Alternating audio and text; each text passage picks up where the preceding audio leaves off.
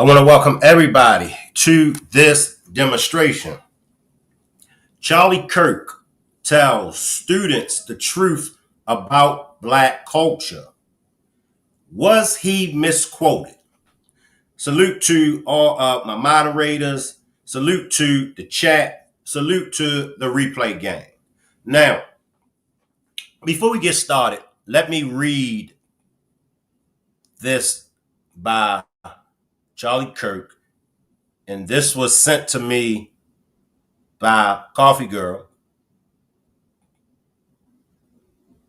This is Charlie Kirk, y'all. He says, when people stop talking, bad stuff happens. When marriages stop talking, divorce happens. When civilizations stop talking, civil war ensues. When you stop having a human connection with someone you disagree with, it becomes a lot easier to want to commit violence against that group. What we as a culture have to get back to is being able to have a reasonable disagreement where violence is not an option. Charlie Kirk. Appreciate you for sending me that, Coffee Girl. I agree. Look, we're going to disagree. I don't care race. People of the same race are going to disagree. I don't care what religion it is. People of that same religion are going to disagree. I don't care what school you go to. I don't care where you're at. You're going to disagree with folks. When it results to violence, that's when it's a negative. Now, many people have still been sending me things to clear up the things that Charlie Kirk has said. Now, I can only play what was sent to me, and then I'll ask everybody for their opinions. Remember, y'all, it's okay to disagree, but let's just do it respectfully. Let's don't do no name calling and, all that other ratchet stuff. Let's be civilized when we disagree with one another, all right? So, drop a one if you think that Charlie Kirk, the things that he was saying, drop a one if you think they were misquoted. Drop a 2 if you feel like, nah, Shank, he meant exactly what he said, and he's racist towards Black people. Let me know. Let's go to the man of the hour. Positive Vibes dropped the 2. JJ dropped the 2. Anybody else? TT dropped the 2. Michelle dropped the 2. Any ones? Anybody that feel like he was misquoted? Goddess drops a 2. I see nothing but 2s. James dropped a 2. Any ones? Anybody that feel like he was misquoted? Drop that 1. Yvette dropped the 2. Yachty dropped the 2. Also, make sure y'all hit the like button as well as share the live out and also support the channel. You can support the channel different ways. If you would like to send a cash donation, my cash app is $ERICMCINT. Or you could purchase a super sticker or a super chat.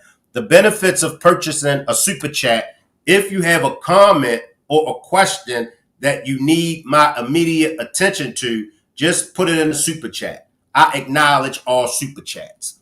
Also, if you would like to become a member to the platform, appreciate your membership, Yvette C. Also, click on that $ symbol and purchase a membership. The benefits of becoming a member, some of my demonstrations are for members only. So you will have the benefit of watching all of my demonstrations. All right. I see you, TT. Now, let's check out some of what Charlie Kirk has been saying. And y'all let me know how y'all feel. Black people were, when slavery ended, actually, black people were just forced wherever, right? So they had nowhere to go. And then there was laws put in place to put them into prison. And after... It's okay. No. What's your name? Guys, what's your name? Jackson. It takes a lot of courage to come up here. Yeah, no, let's just take a deep breath. I'm not here to pick on you. No, and I appreciate it. No, it's okay. I know this can be very intimidating getting into a crowd like this. So just take a deep breath. Let me make your argument. I'm going to make your argument for you, and I'm going to tell you why I think it's wrong. Okay? Okay, yeah. Is that fair? Yeah, sure. Okay, so the argument that is... Now, many people have an issue with that. Many people feel like he's taking over the conversation. He's bullying the young man. He's letting the man know, look, I'm going to make your argument for you.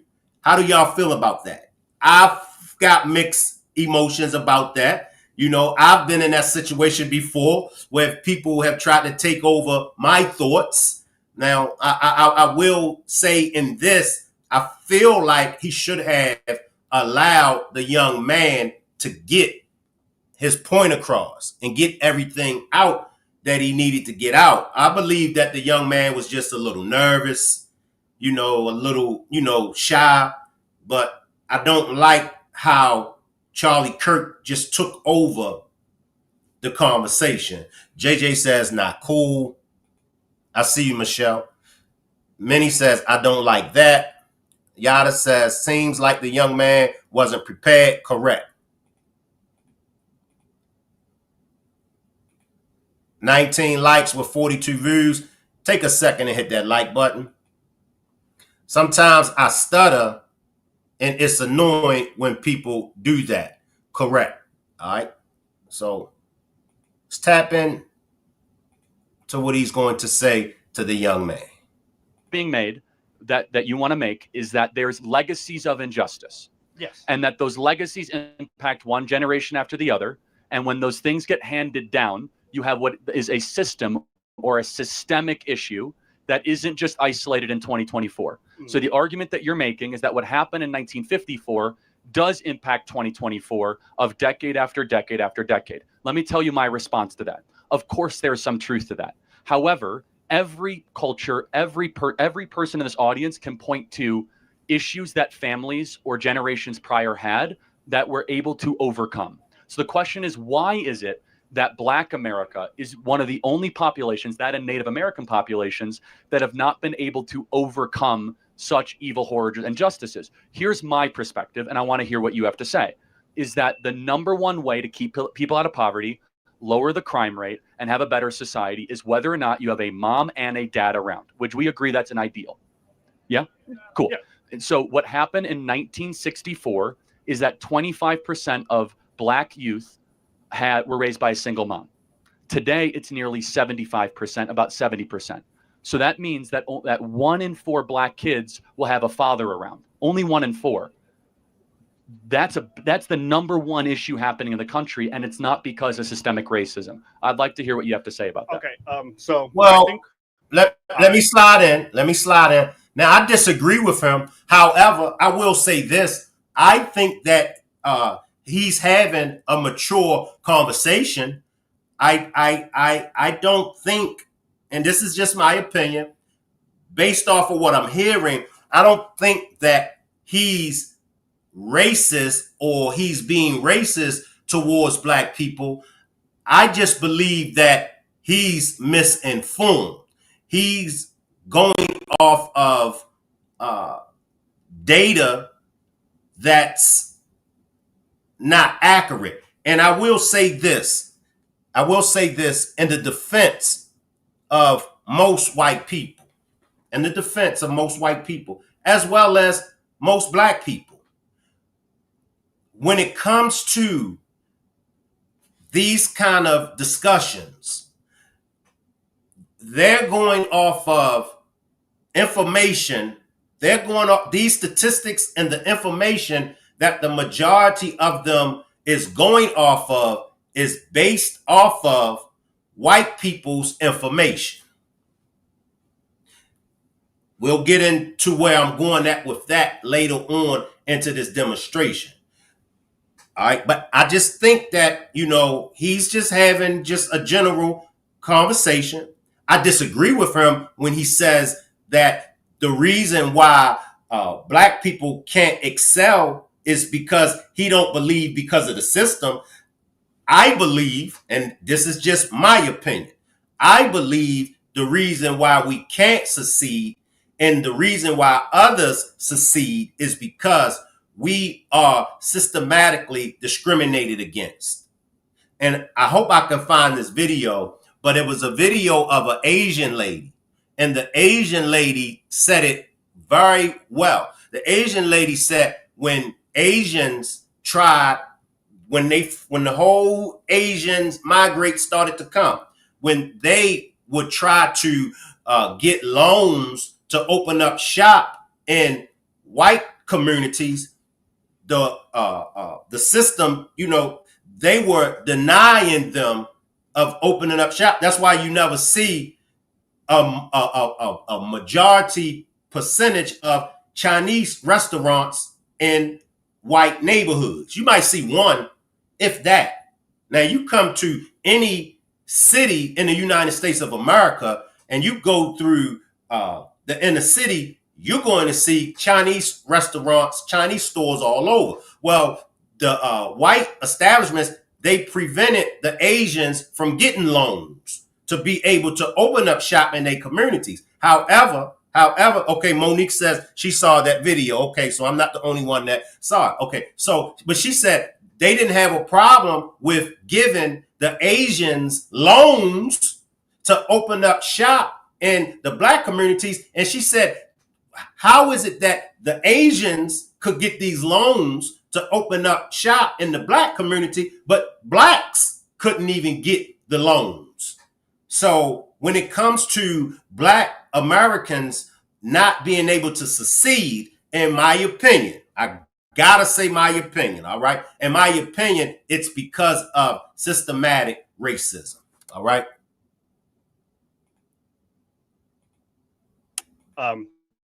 Misjudge you at first. Like when you brought up the 1350 stat, I had just assumed that it was inherently eugenics based kind of, So, and that's where mine came from. I think we are on the same page that we know what the problem is, and that's what I mean. No, the and education. that's, thank you for saying that, because I think we actually have a lot more in common in this country than the media would ever believe. No, definitely, right? And what my point was, I was trying to say is, I don't think that we're doing enough to help these black communities catch up. Whereas they're underfunded and they're not, and they're over policed, and there's just these factors that are contributing to, like you said, these single parent households. Yeah, so we're not going to agree on this. This is where we'll disagree, and that's okay. I have more of a view of Thomas Sowell on this, where he believes it's far more about culture, values, and worldview than stuff and over policing. I believe there's not enough police in black neighborhoods. You're going to disagree with that. Let's not even get into it, okay? But I think we can ask a question, and I want your opinion. Why is it that the single motherhood rate in black America went from 25% to 75% over 50 years, where America did become less racist? What, why did it? Yeah, so what caused black America to go from one of the strongest nuclear family communities in the country to now the weakest by far? I can't answer your question. No, that's okay. No, that's great. And again, it's hard to get up and have these conversations.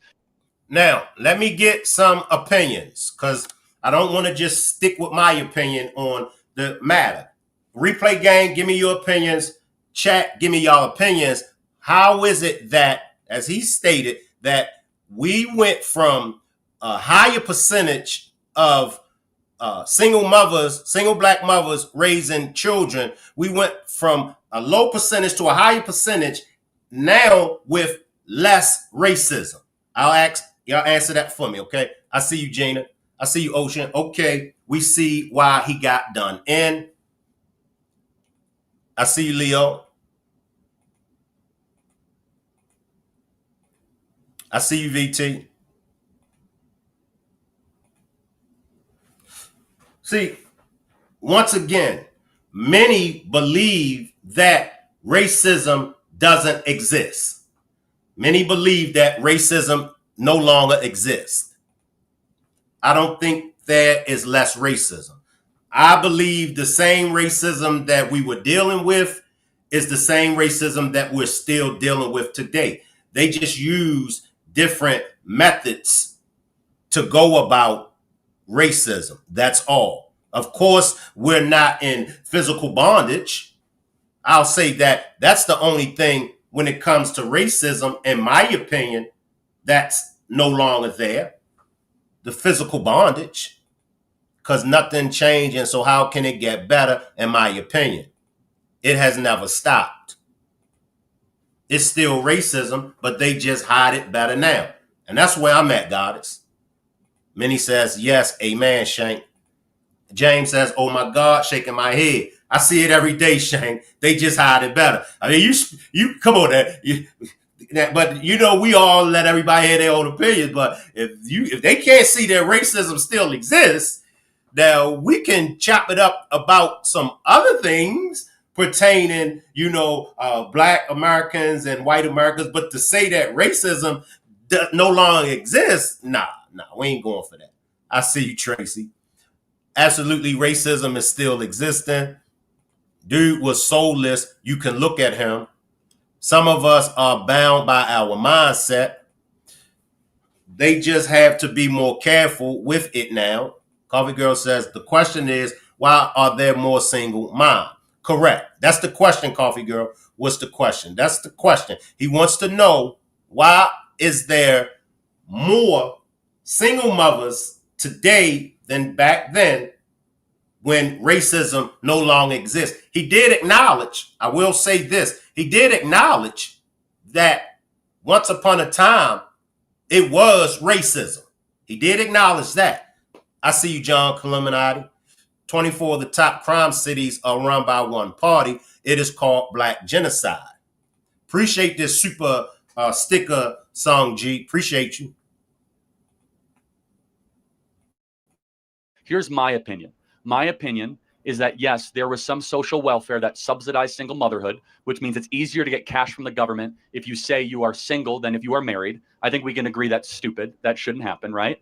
But I would love your perspective on this. Do you think in Black culture, getting married and staying with one woman for your entire life is elevated and celebrated? No, not at all. I think that's the problem. I think, and I will agree with him as far as he's saying, Black men, having women not getting married. But see, once again, and he even acknowledged that we come from a very civilized and intelligent race. So what happened? Systematic racism. I mean, that's why Black men are likely less to marry Black women. All right, let me, because I don't want to get too far away. I want to stay with my chat. They called Trump the fastest, but Nazi Germany silenced people for an opinion, and that's true. What about the welfare program? A lot of households kicked out to get assistance. That's facts. I see some. That's facts. It's so hard. How did he get to be an expert on the Black race? I agree with you, Ocean Waves. Nazi Germany assaulted people over opinions. The left are definitely the indoctrinated Nazis. I feel you. Systemic issues can't go ignored. I agree. There are more single mothers because A, the father don't accept their responsibility, and B, maybe it's the mother. Facts. That's facts, positive vibes. Poor thing did all that talking, then boom. I agree with that. I think it's worse to be a snitch in the Black culture than being a deadbeat dad. Yes, because in our culture, deadbeat dads, they don't, and there are deadbeat dads out there. There are. Deadbeat dads don't get the clap back as a snitch, But why is that? Why is that? Having a fake Black woman run as president is as racist as it gets. generational. Them men aren't in the households and the fathers before them. And let me just say this, in my opinion, black men aren't the only ones. There are Caucasians, and there is a high percentage of Caucasian men that don't marry. It's a high percentage rate of Caucasian men that have babies out of wedlock, as well as with multiple women. But once again, we know this to be a fact when it comes to black culture. Only the negative side of black culture gets promoted. When it comes to white culture, the positive sides get promoted. If you don't look beyond the lenses, if you don't look beyond the picture that they paint for us, you would think that all black people are bad. You would think that all white people are good, but that's not the case. You have good black people, you have bad black people. You have good white people, you have bad white people. But why do the good white people get promoted? Why do the black bad people get promoted? Right? I had both parents in my home. Amen, Shank. Welfare encourages poor mothers to stay single to get benefits, housing, etc. Facts. Thank you, Shank. Was just about to say, but everything we do is highlighted. I think he's catching the heat because he's saying things that should be saying, and we're upset because a white man is saying it, and how dare he? And I can see that. I can honestly see that. And then, like I said, for me, in his defense, I could be wrong when I say in his defense. In his defense, he's misinformed. And a lot of white people, as well as black people, are misinformed. Shout out to the white TikTokers, because white folks on TikTok, they be dropping the jewels. They really be dropping the jewels on TikTok, giving it up. April says, 2 of my babies' fathers aren't even present in my kids' lives and never have been. Correct. Come on now. The black culture is always under the microscope. Y'all made me miss a touchdown. Who playing? Who the Packers playing, Coffee Girl? When they made the welfare program a thing, they knew if they took the male out of the household, it can pave the way for generational curses. And that's it right there. That's why. That's part of the reason why black people hasn't succeeded, because of systematic racism. So, once again, I disagree with what he says. However, I'm not convinced. I'm not convinced that he's racist. I'll have to finish listening and watching. I got a whole lot to uncover. I got some other podcasters that I want to go to. So we're just getting started, y'all. And since Coffee Girl is here, let me read this again. And I think this is very interesting. Once again, shout out to you, Coffee Girl, for sending me this. These are the words of Charlie Kirk. When people stop talking, bad stuff happens. When marriages stop talking, divorce happens. When civilizations stop talking, civil war ensues. When you stop having a human connection with someone you disagree with, it becomes a lot easier to want to commit violence against that group. What we as a culture have to get back to is being able to have a reasonable disagreement where violence is not an option. Charlie Kirk. I think that was well said. The problem stems from a lack of education. I think these communities don't have, I don't think a lot of them have the proper education or learning from previous to realize what will lead them to a more successful future. I think that if we funded more education in these systems, then these men wouldn't be so focused on stuff like gang violence to get protection or money or you have a other stuff like that, and then end up in prison and then end up with their child having a single mother. Fair enough. So, sorry, I didn't. No, it's great. So there's a lot of examples that there's some merit to your argument, but it's more about the quality of education than the amount of money we spend on it. Yeah. Such as, that's why I'm a big proponent of school choice and educational vouchers and opposing the teacher unions. But the core is this, is that the number one predictor for a kid of any skin color, black, white, Asian, Hispanic, is whether or not dad is around. Right. And I look as an outsider, albeit, at current black culture, right? From the athletes to the rap music to the music, I don't see the nuclear family elevated, nor is it an internal black cultural expectation. Now, I will ask some of the white individuals here in this audience, okay? If you guys got pregnant and all of a sudden you didn't even know who the father was who was around, how would your parents react? Not great, right? Yes. Unfortunately, in Black America, this is kind of accepted. Would you agree? I can't say. I grew up around a lot of white people, so. And he make a valid point. I'm going to give him credit. He is making a lot of valid points. However, the answer to his questions, and it's just my opinion, I gotta say my opinion.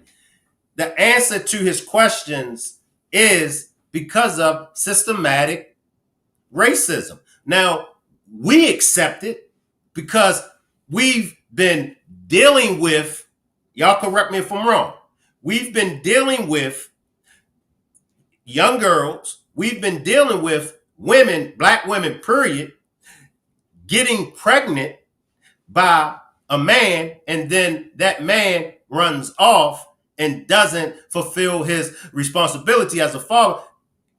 We got it from them on the plantation. You do remember on the plantation when we were forced, some of us, some black males were forced to impregnate their sisters, their mothers. So it was passed down in the DNA. And this is why we can never forget slavery. And this is why we don't forget slavery. And this is why so many wonder, how come black people won't let go of slavery? How can we let go of something that destroyed us mentally, spiritually, economically? Shall I continue? How can we let go of it? So this is the reasons why you have fatherless black babies. It was handed down through slavery. Shank, because you know somebody's going to challenge me. Somebody's definitely out there that's ready to challenge me, but that's why. And most people don't understand it. Most people don't want to understand it because most people, when the truth smacks them in the face, most people get upset because the truth that just smacked them in the face has always been around. I keep telling everybody, the things that I give to y'all, I didn't come up with it. I didn't wreck my brain to come up with what I'm giving y'all. It's a known fact. Plenty of people have said this. So please understand. Please understand. The reason why black people are in the condition that we're in is because of systematic racism. It still exists.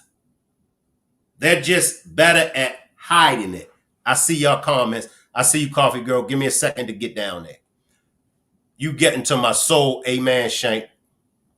Michelle says facts. The problem is the man is speaking facts. Problem is his race is the one speaking the facts.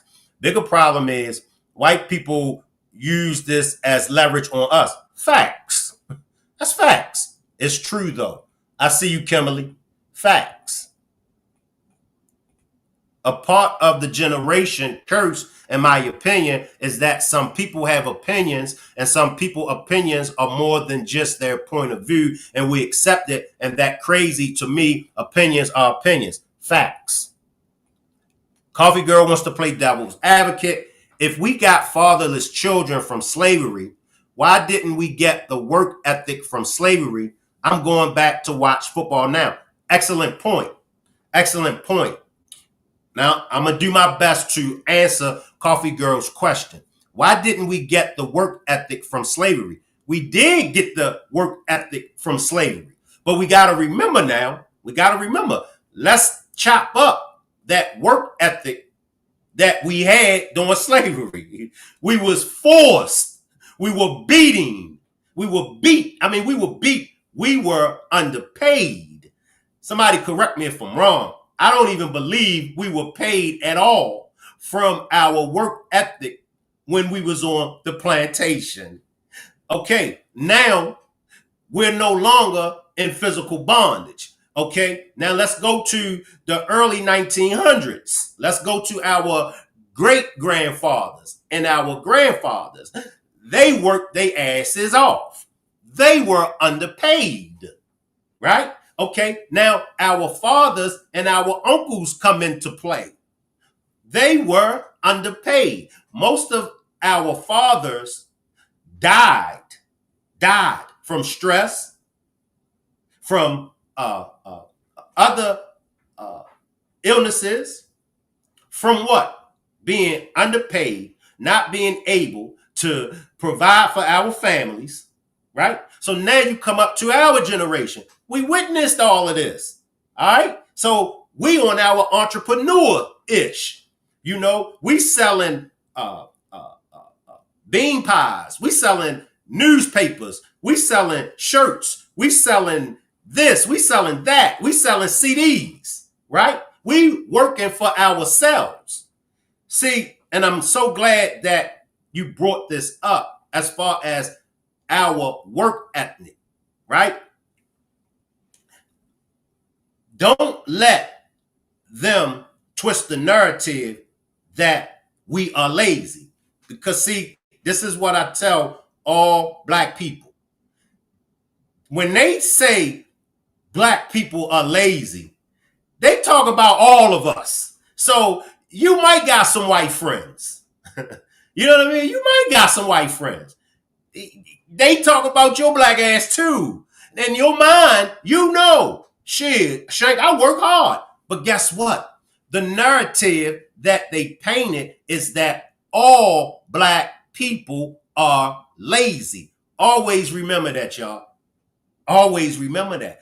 Let's go back to another narrative that they twisted. They famous for twisting narratives about black people. Watermelon. How many of y'all thought that watermelon was bad for you? Right? Why? Because they told us that watermelon was bad for you, right? After all these years, it has came out that watermelon is good for you. After all these years, the narrative that they painted back in the days has been revealed. The black farmers, black people were making so much money off of watermelon, white supremacists got mad. Same thing that they always do with anything that we invent. They push it to the forefront and make it look so bad. They drew the cartoon pictures with black people with big lips eating watermelon, making fun of it. Generation after generation after generation. See, the generation that started it as black people, they knew what the watermelons was for. But you got to be careful, y'all, because when they twist the narrative, they're not twisting the narrative for the generation that is present to get a hold to that narrative. They twisting that narrative for generations to come. See, that's how they play. That's how they play. Fried chicken as well. And the list goes on and on and on. I hope I answered your question, Coffee Girl. I can't All right. say. Okay. Like, Well, so, but it is a fact that it is accepted, right? So that's the problem. The problem is that it's a cultural norm that has then turned into the cycle of poverty. The cycle of poverty can break very quickly if fathers stayed with the women they impregnate. But most of these fathers aren't just leaving. A large majority of these fathers are ending up in prison. Like, Okay, this is good point. Why do you go to prison? because you commit crimes. But because yeah. the prison system has been targeted against minorities. Again, we're not going to agree here, right, and that's okay. Yeah, there's actually under enforcement of the laws when it comes where there's, for example, only half of murders in Chicago. Now, I gotta interrupt as well. My opinion, the young man is on point, and y'all can disagree or agree with me. The young man is on point. He is. However, Charlie Kirk is not on point. The young man is giving him the reason. But once again, as Yachty says, Charlie Kirk keeps interrupting him. He does, y'all. Now, can I say that that's a reason for Charlie Kirk for me to believe that he's racist? I can't. I still hasn't detected that he's showing that he's racism. All right. Is his words being misquoted? I don't think that his words are being misquoted. I just believe, of course, when you talk to the average black person, they're going to feel that Charlie Kirk is racist. I'm just being honest with y'all. I can understand why people feel that Charlie Kirk is racist. I can. I haven't witnessed it myself, but I could see. In that letter back in 1917, 12th month, 25th day, the narrative that man ran with and preached, and so many ran with it. Facts. I see you, Jaquetta. Make sure y'all drop Jaquetta's link. Jaquetta is a content creator. Make sure y'all subscribe to Jaquetta. She's always bringing excellent content. He just very egotistical and arrogant as well. I can see that, JJ. I can see that as well. I can. Get solved. Right, but are they all black people though? Almost all of them. Yeah, like 80, well, 80. If they're not solved, how do we know that they're black people? Well, because it's a black victim in a black neighborhood by a black gang. So it's like you can assume at a great approximation that in the west side of Chicago, 50% of the murders in Chicago that go unsolved are all black people. Not all. No, I said 85%. But we don't know who the perp is. But again, if you have a black victim at 2 a.m. in a black neighborhood, it's reasonable to say that it was a black on black crime. 90% of murders after 2 a.m. in Chicago are black on black crimes. I'm from Chicago. Right. I happen to know it. So, right. But like half of all murders in Chicago are unsolved, that means half of all murderers are walking free. So we have an under enforcement of laws. We have the ladies here in this audience should know this. You know that there's over 600,000 rape kits in this country that have not even been opened or tested, which means that there are women who say that they've been raped and their kits are not even put in the system. There are probably hundreds of thousands of rapists that walk free in this country. Yeah, no, our system is no. What I'm saying, though, that's an under enforcement of laws, though. Yeah, because our system is terrible. No, I know, but you said we have an over enforcement. I don't think we have enough people in jail. You don't think we have enough people? No, like I said, half of all murderers walk free. We don't even know who they are. Okay, but I sure, whatever. But I'm talking. I don't think that I don't think that black people are as more than 50% of exonerations from prison are black people. Like, a black person is more likely than any other race to be tried for a crime that they did not commit and then to be released from prison for a crime that they did not commit. That's not totally true. Let's pretend that it is. It's because they're in front of the justice system more because of the high crime. But let's try to find some agreement. I'm talking percentages of exonerations. No, it's because they're in the system more, though. It's because you have more cases. But anyway, let's pretend that's true. Let's pretend the system's totally racist. Actually, there's more white people in the system because white people make up no, for sure.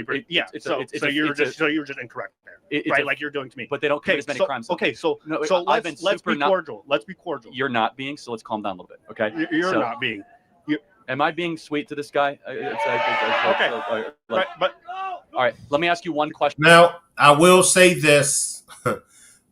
This happens to us so often. When black and white people are having discussions, black people always get called out as being hostile. Black people always get called out as being aggressive, emotional, and all of that, just off of if we ask questions or if we stand 10 toes down. Whereas though, and I'm hoping that white Americans are listening, because y'all do need to hear us. That's been a big problem that you all face with Black Americans. When it's time to hear us out, you all always got to bully the conversation. Ask the majority of Black people. If you ask 100 Black people, what I just said, is it true? I guarantee you 99 out of them 100 going to say that's definitely true when talking, having a general conversation with somebody white. They're known to just always bully the conversation. Always. Let me backtrack. You're not being, so let's calm down a little bit, okay? You're not being. Am I being sweet to this? Let me backtrack. Let's pretend the system's totally racist. Actually, there's more white people in the system because white people make up like what? Like no, for sure. So you're just incorrect there, right? Like you're doing to me. But they don't commit as many crimes. Okay, so let's be cordial. Let's be cordial. You're not.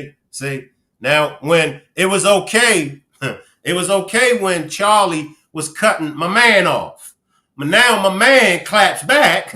You know what I mean? It's a problem. And this is the problem that Black Americans have always had. It's okay when we take white people's ish. I got to call a spade, y'all. It's fine when we take white people's ish. But when we clap back and stand up for ourselves, it's, you see this guy, he's, now haven't I been sweet to this guy? Haven't I been respectful to this guy? But see, this guy right here is aggressive, but he's just matching your energy, is what I'm saying. It cannot be Black people has to be submissive to white people. We've experienced that for 400 plus years. And this is a major problem. A major problem. Why do y'all always expect us to be submissive to y'all? In a general conversation, y'all could take charge. Y'all could run the conversation, right? But we can't. Let's talk about who's committing white-collar crimes. Let me guess. Those are just Black people with white faces on. Come on now. So let's calm down a little bit, okay? You're not being. Am I being sweet to this guy? Okay. But all right. Let me ask you one question in closing, though. If you could say to Black America, here is more money, more stuff, more housing, or more fathers, which one would you choose? More funding. I don't think, because fathers, I think that you need to solve the problem from the bottom. I don't think you can just plant a bunch of fathers in and they're going to stay there. Like you said, they're just going to, like in the culture, it's not part of the culture. So they would just leave. It's a hypothetical, meaning if the fathers were to stay. Yeah. Okay, yeah, sure. If I just knew for 100% fact that they were going to stay. No, sure. we have agreement. So during the BLM stuff 4 years ago, did we hear anything from the national BLM leaders or anybody about Black dads staying around with women they impregnate? Did anyone mention that? No. Why? It's the fundamental issue.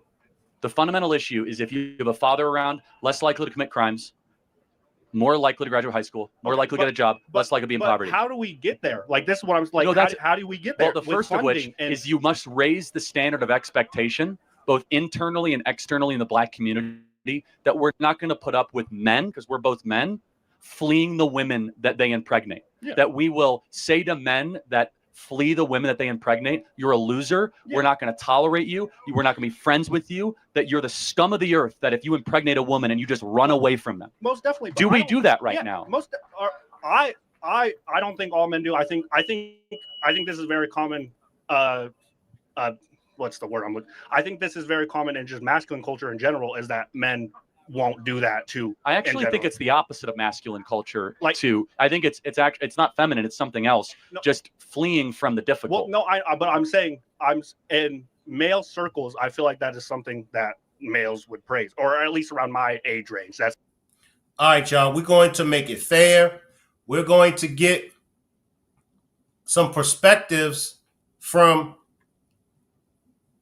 some black folks that agree with Charlie Kirk. I want to make it fair, okay? Give me a second while I upload this.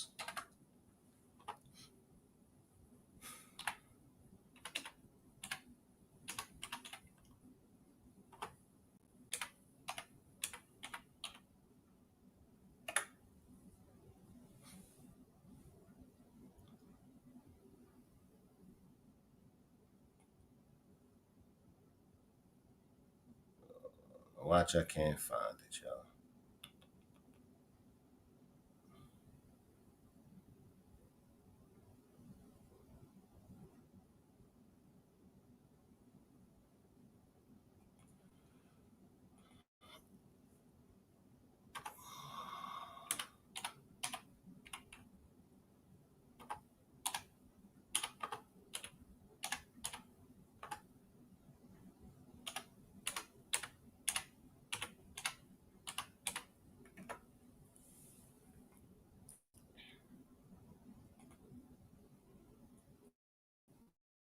To start a podcast with Riverside, all you need is a concept and a way to record it.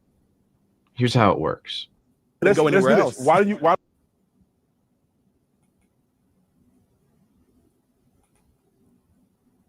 All right, this is going to be coming from the podcast, The Perseverance. I hope I pronounced that right. So shout out to the Perseverance podcast. All right, let's tap into it. Why don't you go to HBCU right now instead of going to University of Memphis? I got a full ride here. Well, why don't you go to HBCU? Because I decided to go here. I had the choice to go to an HBCU. So here's the thing. So I'm assuming if you got a scholarship here, you would have a scholarship to HBCU, right? Yes, I had scholarships You elsewhere. choose to go to where the systemic oppression is instead of going to an HBCU. The systemic oppression is at the HBCU too. What you're not getting is. So now black people run it and it's still racist. No, you're not going to talk over me. I'll let you talk. Let me talk. What privilege do I have that you don't have that is based on skin color, not on wealth or socioeconomic status? Please. The fact that you are sitting here with like little to no education trying to talk to people about white privilege is white privilege. Tell me one thing I said that's wrong, and don't use an argument from authority. Make a good argument. I'm arguing from authority because I'm telling you my life experience. That's not your life experience. Name one Really? I'm sorry. Did you live my life? thing That means Did nothing. you live my life? That means that's a Name degree. one thing You're not smarter that than him you because you have a can't do degree. Just so you know that I that's a can't fallacy. do. That's a fallacy. Name one thing that you can't do that I can do. I don't know. I can't make a whole fucking dollar. What? You can't? Why? What's up, YouTube? Hope you guys are feeling good. Today, guys, we're back here into a new video. Today, we're going to check it out. This is by Charlie Kirk and Officer Tansom. This is going to be really good. Both of them, they destroys race-baiting students with facts and logic. This is going to be amazing. Charlie Kirk and Officer Tansom. I call him Charlie Kick because he loves kicking us. Let's get right into today's video, guys. What we're not going to do is invoke dolphin laws. Is it true? Is it not? Is it true? Is it not? Okay, when you say investment, what are you going to do as an investment point? What's your first investment? Of the black businesses that I know within my community, okay. I'm going to put money towards them. Okay. I'm going to make sure that we get the guns off the street. I'm going to make sure that we have everything. How are you going to do that? How am I going to do that? Yeah. Man, that is a long plan. But the basic Don't know. Systemic gun control. Who's like gun control? So Strict your minds. So here's. I'm sorry, No, let him go. No, you go. Go ahead. So here's my thing. We are invoking Black Wall Street and all these other black business owners and everything else, right? And then you're like, well, the reason it messed up was because we decided to integrate. No, it's not just integrate. No. They blew up. Let's see how much you know. And then what happened? No. When did they build it back? They did never build it back. Put some money on it. We could not build it back. You want to put some money on it? To the grandeur Somebody, that it was. go ahead fact check him right now. To the grandeur that it was. No. It was built back and it was just as successful as it had ever been a few years later. Put some money on it. We are arguing between fact and fiction here. The fact put some money on it. I can gladly put money on it. All right, let's do this. Let's do this. Fact check it. Fact check it. Look at Uncle Tom the movie, Uncle Tom 2. Look at the movie. It is verifiable proof with evidence, video evidence, text evidence. So the people who live there. So the descendants of the victims and everybody else, their points and their businesses that are no longer there do not matter. No, they're victims. They're paying this victimhood just like it's a period that you're playing right now. Victimhood when your family was blown up. Okay, let's put it like this. Y'all gonna have to help me with this because y'all know Shank Ryder will get on one. Is he? I swear these Uncle Ruckus funky ass. Is my man, not the college student, but my man sitting down, is he trying to say that we're playing victims the same way that the descendants of Black Wall Street is playing victims? This is why. This is another reason why we as Black people cannot succeed, because it's always Uncle Ruckus kind of guys like this dude that always takes us back 300 years. You can't make this up. Yes. Yeah, Shank. So disgusting. Come on now. It's sad that that's what it's come to. Cooning. Like we gotta stand together. Listen, y'all. Listen. Listen. Yes, bro, sad. Listen. In some cases, Black people are the victims. Not every case.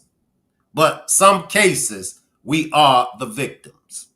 In those cases that we are the victims, it's nothing more and it's nothing less. You can't take away from us if we are the victims. And in the cases that we are the victims, you all want to take away from that by saying that we are claiming to be victims when we're not. That's like telling a woman that was raped, you brought it on yourself. You shouldn't have been wearing what you're wearing. Get over it. When will Black Americans in this country have our day when we can be the victims and be compensated for what has happened to us as victims? The descendants of Black Wall Street, they should receive reparations. I think there's only one left that's alive that was around, but the descendants should receive reparations. This is how crafty white people are. Well, they it's not like they was alive, so I can understand if we were supposed to pay reparations to those Black Wall Street families that were alive. What is reparations? Reparations is a debt that's owed to people, right? I'm not going to tell y'all because y'all ain't going to believe Shank Rock anyway, but look up reparations and look up who receives reparations if those that's supposed to receive the reparations are no longer alive. Who receives those reparations? Oh my God. Hey, y'all, I know we stand together in solidarity. A lot can change. Let me get back, y'all. Okay, listen to this. If you claim, which is not true, you claim that they blew it up and they never repaired. They firebombed it and it never repaired. It back up. And you said it was a lie. But just say that happened. Let's say that happened. Let's say that happened. How in the world can we build something so great in 1925 and we can't do it today? One, segregation in general. Not every state was segregated. See what I'm saying? You got to let my man answer your question. Whenever you ask somebody a question, you got to let them answer the question. And when they answer, before they could get the whole answer out, you can't shut them down. Let the young brother cook. Let the young brother answer your question. But I know, and we heard it from the guy that's sitting down, you don't know this, you don't know that. And this is the problem that exists between older people and younger people. As older people, we gotta give the younger people respect. As older people, we gotta allow the younger people to discuss the issues. The Bible say the young shall teach the old. We gotta get out of our way by thinking just because we're older, we know more than these young people.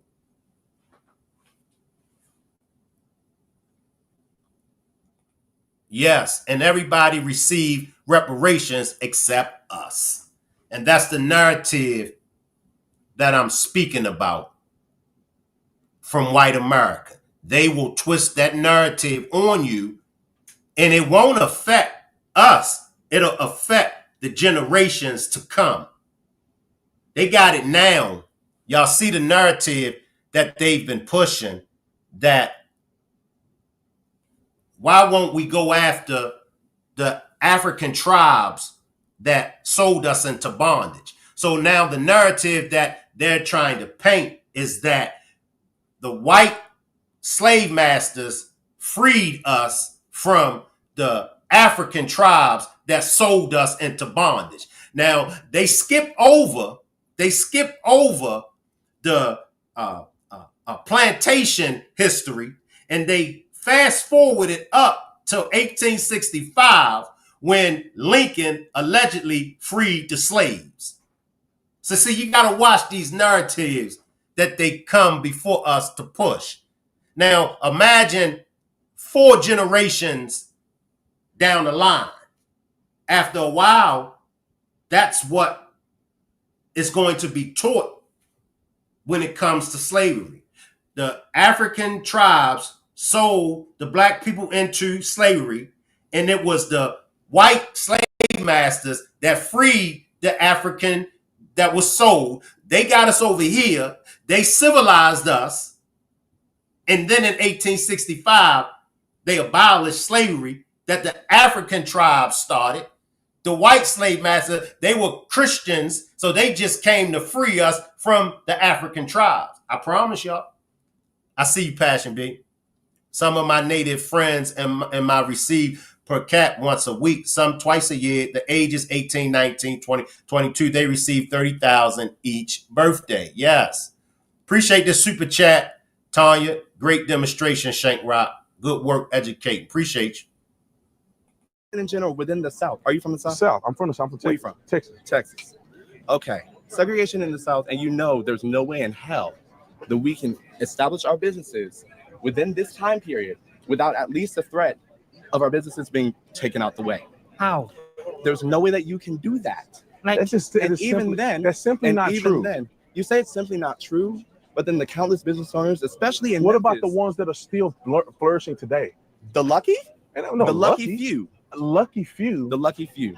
Considering the fact that the majority of our businesses were either run into the ground, taken over, or just run over again by the same white populations that wanted our stuff anyway. The issue is Do you not, think the white man is against you in America? bitch, Systemically. no. Systemically? Do you think a system is against you? Systemically, yes, because we're built on a rocky Where? foundation. Where? On campus? In every single Okay, institutions. At this university? Yes. At this university, At this, the white man, like the system is against you? Let the brother answer So, you. we have a system in the United States where we were built on a rocky foundation. Can we start here at the university? I'm This is getting where there. we at. I'm getting there. Okay. I'm getting there. I'll let you get there. Right over there, if you look over there, we have the Memphis State 8, who integrated this university. Until then, my grandmother could not go here. But My grandmother we went also here. had our own Wait. universities. We, yes, had our own universities, but not everybody can go to said universities. We are descendants of keep this in mind. The people that wanted to come to this university and the people that wanted to go to Russ, to TSU, to Howard were the descendants of sharecroppers, business owners that tried every single way for us to make waves in our communities. And the issue is that when you say, oh, well, we don't need to worry about the race issue here, you're completely forgetting the fact that we were not integrated. We were not integrated here. In the city of Memphis, we were not integrated much into the 70s. And the reason for all this is it's systemically put in place. I understand not wanting race to stop you. Completely do understand that.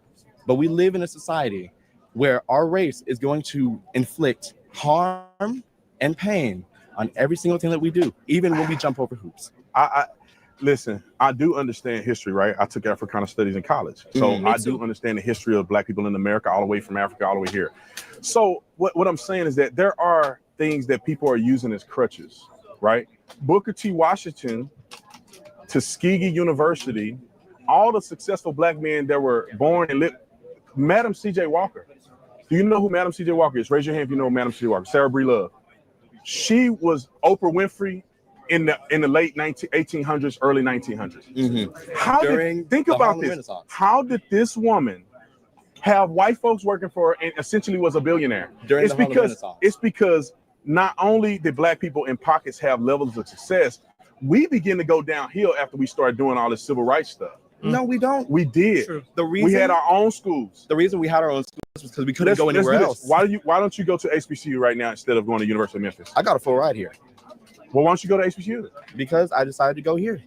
I have the choice to go to an HBCU. So here's the thing. So I'm assuming if you got a scholarship here, you would have a scholarship to HBCU, right? Yes, I have scholarships. You choose to go to where the systemic oppression is instead of going to an HBCU. The systemic oppression is at the HBCU too. What you're not getting is. So now Black people run it and it's still racist. No, you're not going to talk over me. I'll let you talk. Let me talk.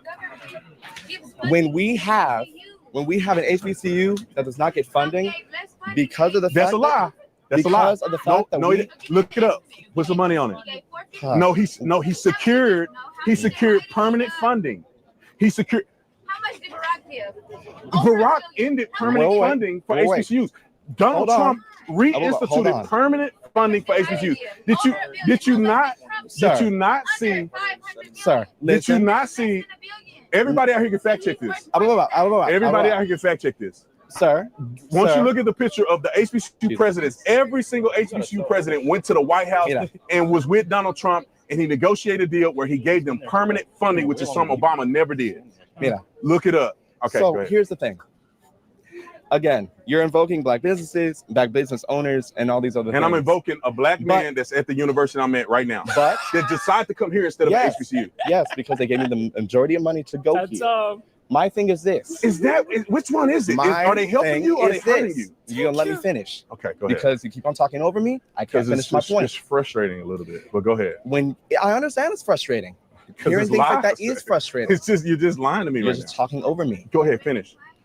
When you have a place where systemically, especially in Memphis, and you know everything that's happened here, and you could be upset about systemically and all that other stuff. I'm not upset about it. It's just not true. It happened. What systemic thing is happening to you on this campus? Systemic things happening to me on this campus. Yeah.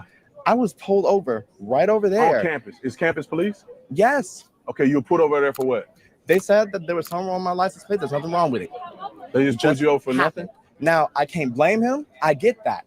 But there are other accounts of people, not just campus police, but police in general, that have been identified as a person of interest and has not been. We're getting off topic. Back to what we were saying earlier. Yes, sir. That's what we were saying earlier. The issue with everything happening with us now is the fact that these systemic policies are here. They're in our laws. Campus? They're in our laws. Name a law that's systemically racist against Black people. What law? A law is systemically. You know it's none. You know it's none. I know that's why it's hard for you to say it because it is none. A law that is systemically against Black people. Name one. You want an older or recent? Whatever you want to say. Federal. You can go federal. You can't make this shit up. Appreciate this super chat, Sonya. Good demonstration, Shank. See, you can't make this shit up. for a black person, to not be able to see that it's systematic racism that is holding us back. Well, name one thing. Come on now. Look. If we're gonna do this, we're gonna do this. Let's not play around, bro. Come on now. Come on. And if you would like to support the channel to help me reach my goal is 15 super stickers or super chats. We are 10 super stickers or super chats away from reaching my goal. Just click on the $ symbol and purchase a super sticker or a super chat. I have a big problem. Like I said, when anybody tries to say that systematic racism doesn't exist, I got a problem. Now, I believe that the majority of white people are not racist. I do believe that. However, I do believe that systematic racism still exists. And that's my opinion. And I could be wrong. All right? Go local. You can go stop and frisk. State. Stop and frisk. Which was a law that was state level in New York. And you say that was racist. So literally the police could go over to anybody, black, white, no matter what, because these policies affect white people too, especially poor white people. The issue is that when you have stop and frisk, they could just be like, hey, you. So it's not racist, it's more classist. No. You said it affects white people the same. Let me finish. Okay. The racial element is always there. There's black cops there too. But the black cops are also arresting people. They're part of the problem. The issue is that when you have... Right, can we let me finish. Can we get somewhere with this? Because I think we're going to continue. You cannot tell me how to... My man just being an asshole, that's all. And he knows he's being an asshole. He hasn't made a valid argument against what the young man is saying. He just being an asshole, all of them. Shank, I'm subscribed to him. His content is crazy. That guy in the black shirt is a real clown. I agree. Facts. Appreciate this super sticker, Nene. It's a systemic racist thing that's on this campus that prevents you from being successful. You can't name. Hey, my name's Blair. Just got a question for you here. How do you feel about the black community receiving reparations? I'm against that. Yeah. Okay. Well, why so? Well, first of all, what is the black community? So, for example, do you mean like recent immigrants from Haiti or Nigeria? I do not. No. Okay, for sure. So you're meaning like ancestral descendants of slaves. Correct. That can be proven with documentation. Absolutely. Right? Okay. So to be consistent, do you believe that other groups that have been mistreated in America should also receive reparations? What are those other groups? Well, they're not necessarily by America, but let's just take one. Jewish Americans, right? Okay. They almost got eliminated in the Holocaust. Should they receive reparations? Not from us. Okay, not from us. Not from the United States, that is. Okay. So here's my view, and I want to hear yours, okay, which is that I did not own slaves, and you were not a slave. Correct. Right. So we are individuals, and therefore we cannot be held accountable or should receive something from something that didn't happen to us or something we did not do. True. That is a basic law of justice, that I can't be held accountable for something that somebody looked like me did, and you should not benefit from something that somebody you were related to. Now, you'll probably say systemic racism and how that passed down to generations. Notice how he skipped over the Jews in the Holocaust, right? Appreciate this super chat, Jaquetta. Great content, Shankrock. Now, let me educate those that don't understand the Jews and how they receive reparations from the United States of America, right? Now, the Holocaust didn't happen here. Why do the United States of America pay the Jews for the Holocaust, right? For surely the Jews that are still alive today, they're benefiting off of the Holocaust. They wasn't alive during the Holocaust, right? But see how it is when it comes to black people.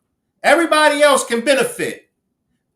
Put black people in the same predicament, we can't benefit. We're not victims. The narrative get twisted over and over and over and over again. The Jews didn't lose nowhere near the many lives that black folks lost. Here we go again with the superior inferior complex. Can somebody explain to me, why is it okay for the Jews to receive reparations for the Holocaust? That didn't happen here. Black Americans can't get it. I ain't paying nothing I ain't giving them nothing. I'll answer it for you all. The hate for Black Americans runs so deep in their veins that y'all couldn't imagine the hate that runs in their veins for us. It's sad. It's sad. When because of who you are, your identity, your race, you're hated. Sad.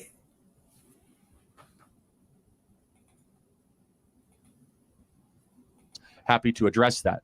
The problem with reparations, though, is basically what you're saying is I'm going to take money from Charlie Kirk for something he didn't do and give it to a group of something, to somebody of something they also didn't do. For what reason? How is that just?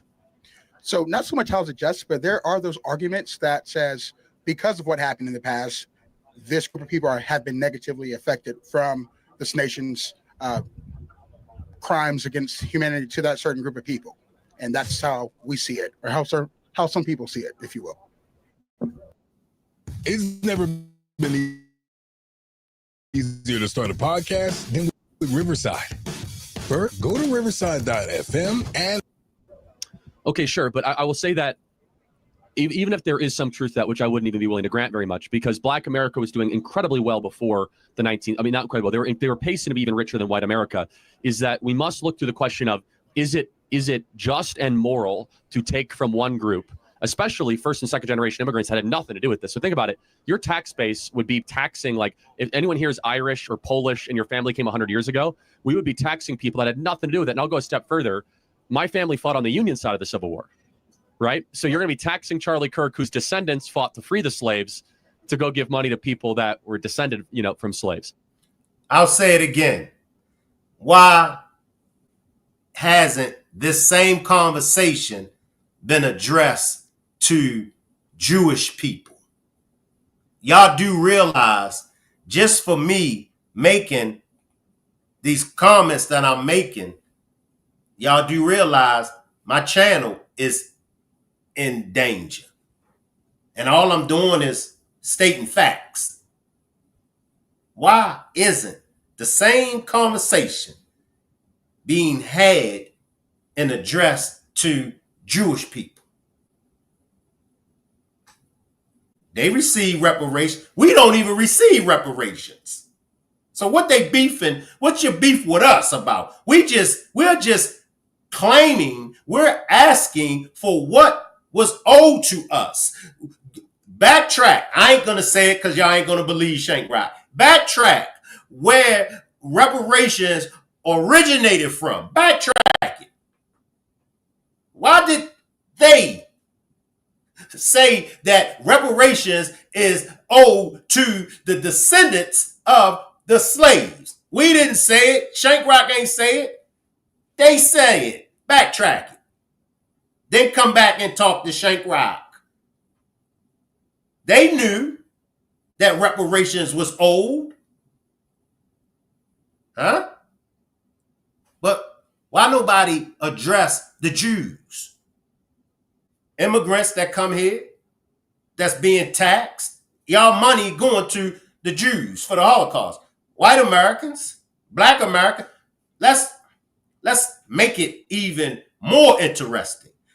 Why did President at the time, Ronald Reagan, I believe the year was 1985. Why did he give Japanese Americans reparations? Anybody out there can explain that? So you got the Jews getting reparations from America. You got the Japanese Americans getting reparations. The Jews ain't built America. Take the Jews out of America, America will still flow. The Japanese didn't build America. Take the Japanese out of America, America's still going to flow. Take us out of America and see what happened. But Shank, it was white slaves. I know. The white slaves couldn't keep up with their funky asses. They had to get the black slaves. Where's our reparations? Take us out of here and see what happened. There'll be no more America. You put black Americans anywhere on the face of the earth, wherever they at, watch the economy. Watch how that nation rises. Because of who? Us. I can go on and on and on and on. I can go on, y'all. It's too easy. Appreciate this super chat, Krisha. Hated us so much, but I have white grand. Yeah. Come on now. You know what I mean? Come on now. We can have some fun with this. You know, those funky ass slave masters hated us so bad. But guess what? The funky ass slave masters was doing. They had to get some kitty cat from the black women. It's true. It's true, but they hated us so bad. We were heathens. But those funky ass slave masters was creeping with the black women. Those funky ass Karens couldn't even feed the babies. So they had to get the black woman to take care of. And when I say take care of they babies, it's true. It's true. Many of you old white racist men, y'all was sucking as babies. Y'all was sucking on the breast of a black woman. Man, y'all better leave us alone. I tell you that. Y'all better leave us alone. I can go on and on and on about black Americans. If you are a black American, stand your ass up and be proud to be black. I don't give a damn what nobody feels. I don't care who gets offended. I don't care who stays. I don't care who leaves.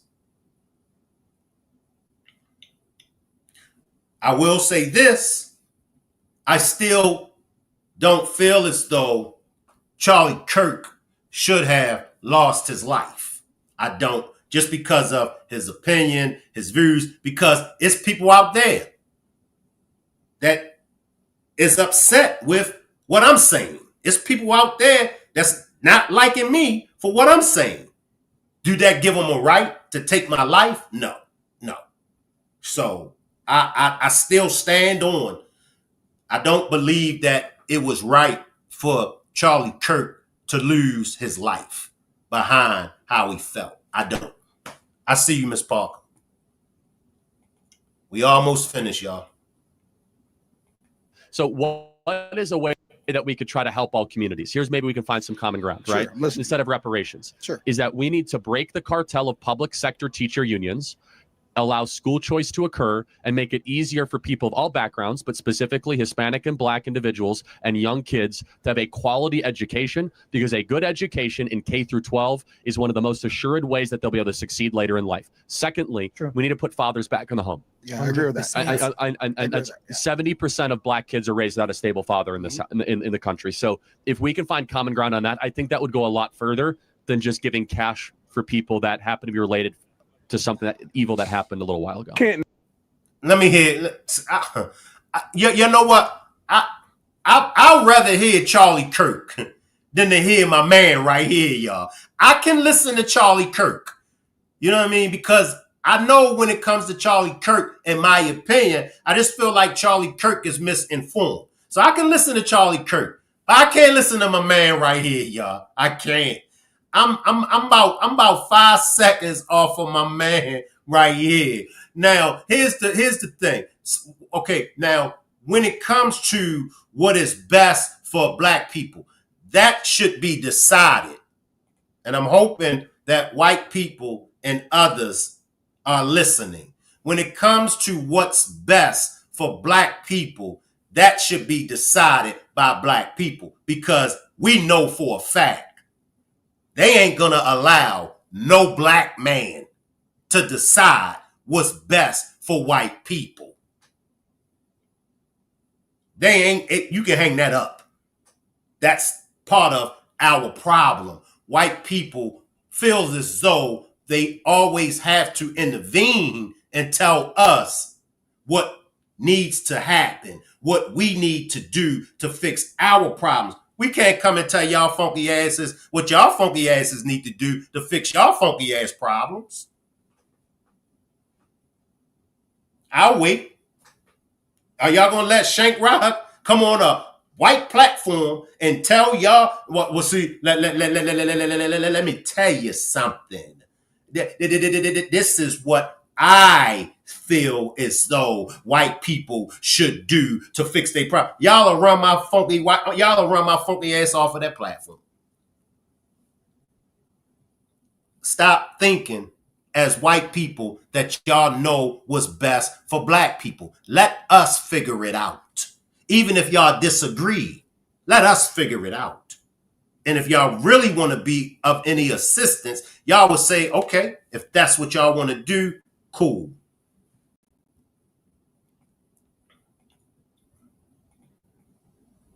Name of policies that Democrats have done to benefit black people right now. I could tell you some that they benefit illegals, but policies are LGBTQ. I could go down the list. Policies is nothing but energy, and if we know about basic physics, energy is just a force, but forces have to be acted upon for them to move. So let's go with the Republican Party. What did Donald Trump do when he was in office?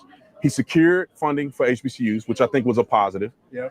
He had these zones. I can't think of the name of it right now. It's skipping my mind. Opportunity zones that he initiated. The First Step Act, which I was a part, me and Candace Owens and others were lobbying Congress, even lobbying against Republicans to get this passed.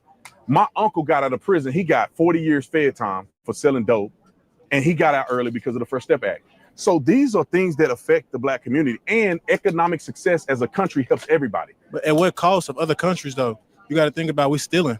No, but we stealing though. We got to think about that, and then we stealing from our own ancestors and our own countries. Well, we have a whole argument about the ancestor thing, because I think that black people should be more upset with Africans than they should be white people. Because how did we get here? Well, I'm not African. I'm not saying you. I'm Caribbean. You see my flag. Well, they should be mad. I'm Trinidadian. You should be mad at the Africans. Well, what about us that were already here, that didn't get sold out in Africa? I hope my man knows that the majority of us were already here. See, you got to be careful with the narrative. White Americans, white folks, white supremacists, their whole job is to continue to dominate us, to continue to control us, but twist the narrative and take the narrative off of them so they can continue to control us and put the narrative on others. As long as the narrative is off of them, they'll always control us. They'll always control us. If we don't see it for what it is, we'll always be in this condition. I ain't mad at nobody. Well, okay. I don't hold grudges. That's the problem that we got, because we got narratives that are being pushed for us to be mad, and then we don't know where to take our anger out. Because what I just say, y'all, what I just say, I never heard this joint until now. What I just say, same thing that the young brother is saying. Same thing. The narratives. Let me backtrack.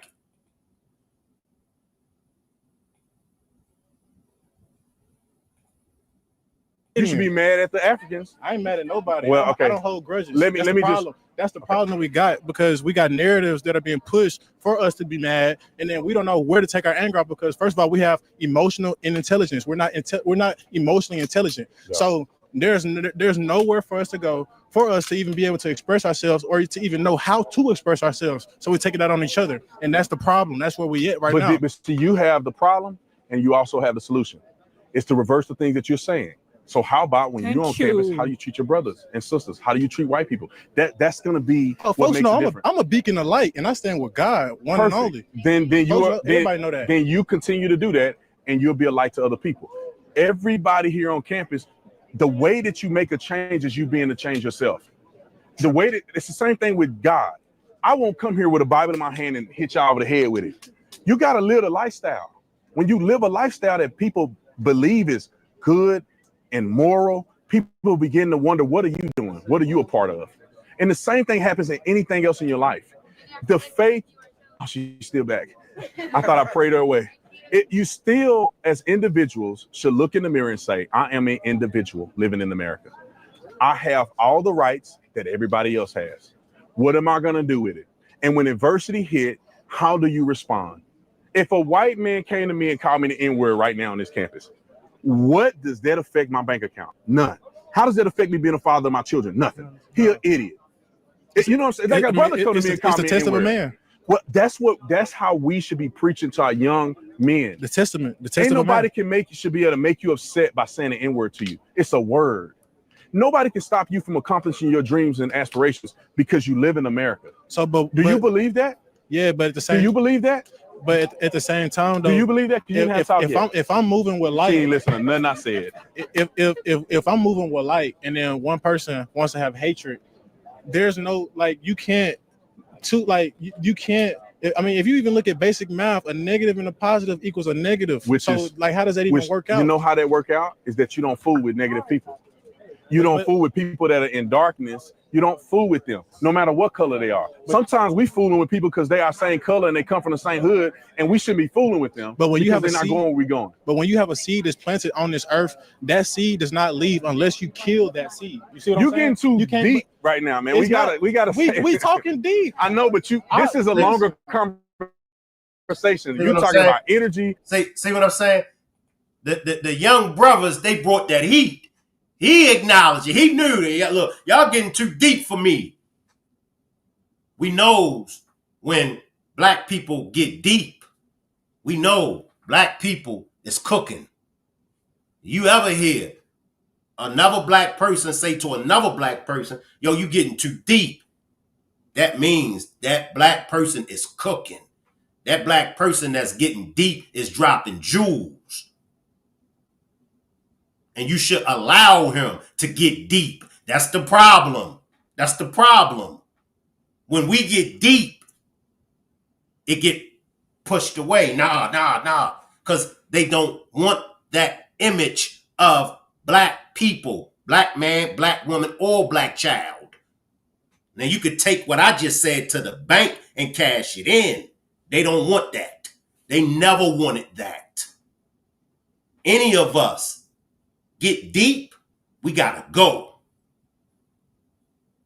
Because they know that black one, that black one, that black one is going to wake up them other black ones. I ain't gonna hold y'all that much longer. You talking about spirits? That's what I'm on. I know, but I wish you'd have came earlier so we can have a conversation. I had class. And we got how much time we got? 2 minutes. So does somebody have another specific question? It's cool. Join me on your podcast. Okay, for sure. Appreciate you, brother. My name is Ryan Gore. Ryan what? Gore. Do you have a social media? No, I'll do something. Imagine being able to build an app with your name on it just by thinking about it. Meet Base 44. Go ahead. All right. So I'll start off with my credentials since apparently they matter. Oh, they definitely don't matter. I'm an 8-year military veteran. I'm a college student. I'm a black woman. And I believe that white privilege fucking exists. So we're going to start with that. Thank you for your service. And the reason why white privilege exists is because you guys refuse to acknowledge the history that put people in this position. You want to tell me that white privilege doesn't exist when white people had a fucking upper hand for 250 years to develop generational wealth, and that black people didn't get the right to fucking vote until the 60s, and you're going to tell me that white privilege doesn't exist? So that sounds like it exists funny about because that you guys is got the black, upper you know, hand. what's funny about that is blacks we're doing better during Why that do we time always under, call people under blacks? no because you you I'm did. black. Can we just be black people? Can we just be like African Americans or something? Why are we The just black blacks? community, how would you like it said? What makes you feel better on the inside? Really, anything else other than what you're saying? Tell me. I'll say how you want Anything it. else I'll package other it than- how you need it. Tell me what makes you feel Literally anything else other than what you're saying. Okay, But please anything finish else? your point. Why is that anything else, right? During in the Jim Crow era, blacks were doing better. Economically, we're outpacing whites under the Jim Crow era. Then we were doing. Let's Then we are see. doing. It I'm not probably done. has Then to we are do doing with the today, fact that after we had our own $22 trillion communities of government before the handouts, fucking the black KKK community- came and burned the them down. KKK were Democrats, but give me a second. So after $22 trillion of government handouts and a black president After how many for years of 8 years, the slavery black and community is worse 44 off white today than we presidents, were in the Jim 44 Crow era. How white is male that possible? presidents, Oh, I know, because they 97% sold you white your male oppression and you Congress. bought it. So you're actually the reason why people like us can't do well, because they've sold you our oppression and you bought it. Blacks were doing better under the Jim Crow If you era. acknowledge the oppression of other people, we can heal from it. No, we but can't. if you want No, to we ignore can't. it, we won't have anything happen. That's not how this works. Dialogue and acknowledging things doesn't make us suddenly rich. So there's a question I do want to ask, which I can't seem to get an answer. What can she not do in America that a white person can do? Thank What you. opportunity? You served in the military. You've made good choices. You're getting rewarded for them. You're going to live in the American middle class. What privilege do I have that you don't have that is based on skin color, not on wealth or socioeconomic status? Please. The fact that you are sitting here with like little to no education trying to talk to people about white privilege is white privilege. What?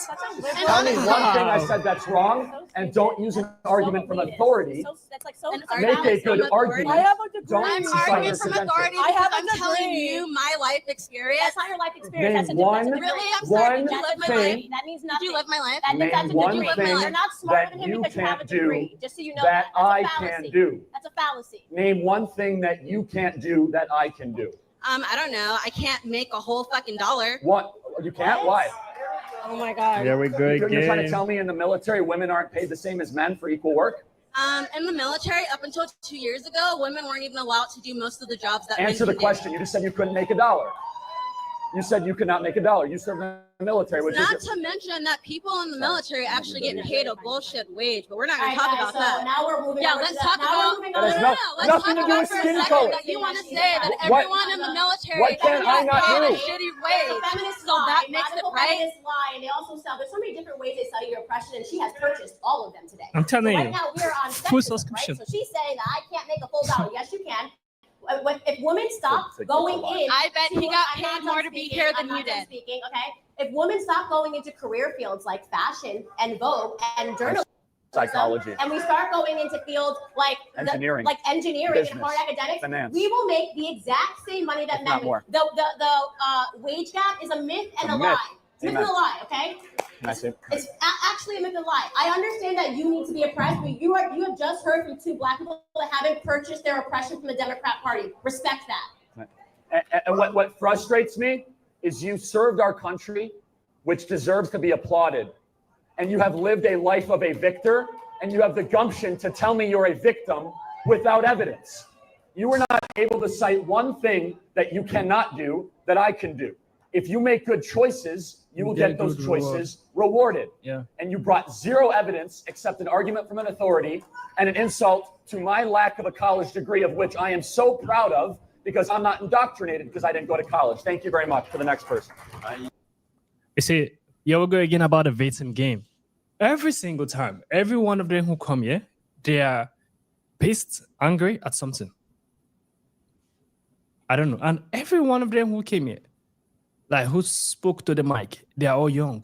That's what baffles me. You guys are younger. You guys are already playing the victim game already. At what age? If you keep that narrative of you being a victim, you will never be a victor. You will never triumph. You keep on being limited. This last lady just proved everything right. She served in the military. came out good. She's living the American dream, and she's still feeling that she's a victim. This is the mindset aspect we're talking about. Irrespective of where you go or who you become, if you keep that mentality in you, you will never stand out. You will never become something meaningful with your own life. You always feel that inferiority complex every single time. Even if you are here, you always feel like you are here. Because why? Your mindset. That is what these people don't understand. They keep on dragging the past to the future every time. Every single time. Starting from the first guy who felt like he's a victim, systemic racism exists, the college, his grandmother was unable to go to the college, whereas at that same period of time when the grandmother was able to go to school, there was also a black college. She didn't go there. So every single person who come about with an excuse why they are not successful, they choose not to become successful. Every single person who come about, this is the reason why. It's because of systemic racism. It's because white people oppress us. They are only saying that because they don't want to leave that mentality of victimhood. All I'm going to say, y'all, because I don't want to roast his funky ass. All I'm going to say is, take black Americans out of the equation and see where y'all asses will be at. Black Americans, stand the fuck up. Pop your collar. Do all of the above.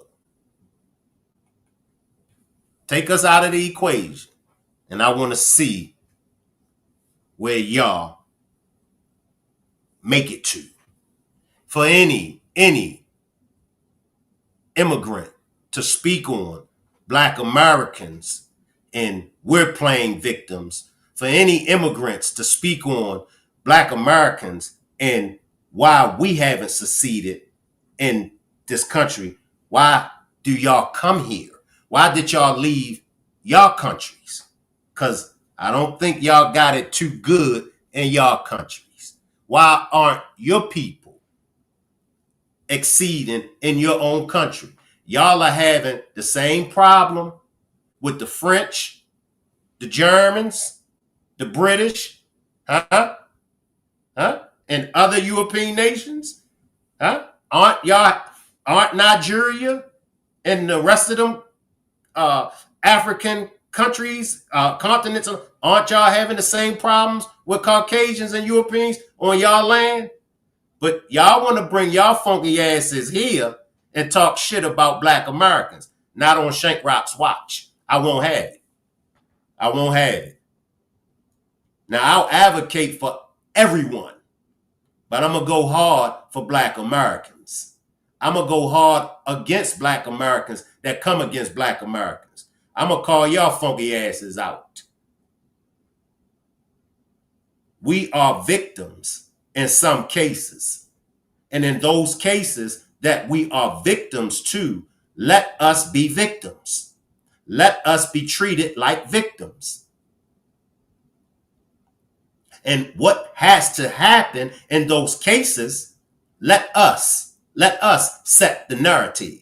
Y'all can't tell us how we should overcome. Y'all can't tell us what needs to happen to prevent black on black crime. We already know what has to happen to prevent black on black crime. We've been saying it since the early 1900s.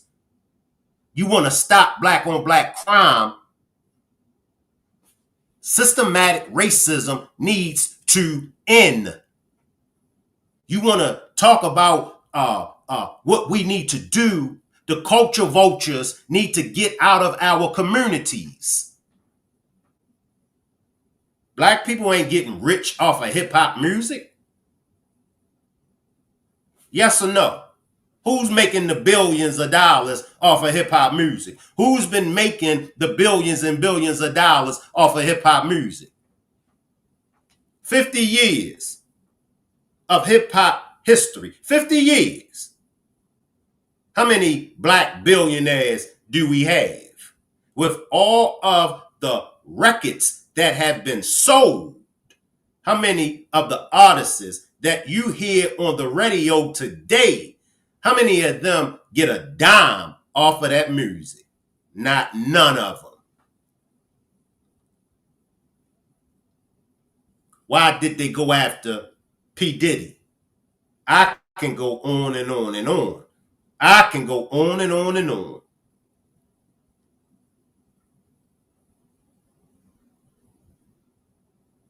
I'll wait. I'll wait. Stop imitating Black Americans. Stop acting like y'all cool with Black Americans, but behind our backs, y'all talk shit about us. Stop acting like y'all cool with Black Americans. Stop acting like Black Americans are the scums of the earth. Stop acting like only in Black American culture is all of these things that go on that's negative, all of these things that's contrary, that's breaking the laws of God. Stop acting like it's only Black Americans with y'all funky asses. Y'all are a bunch of funky asses. Without Black Americans, y'all wouldn't be shit.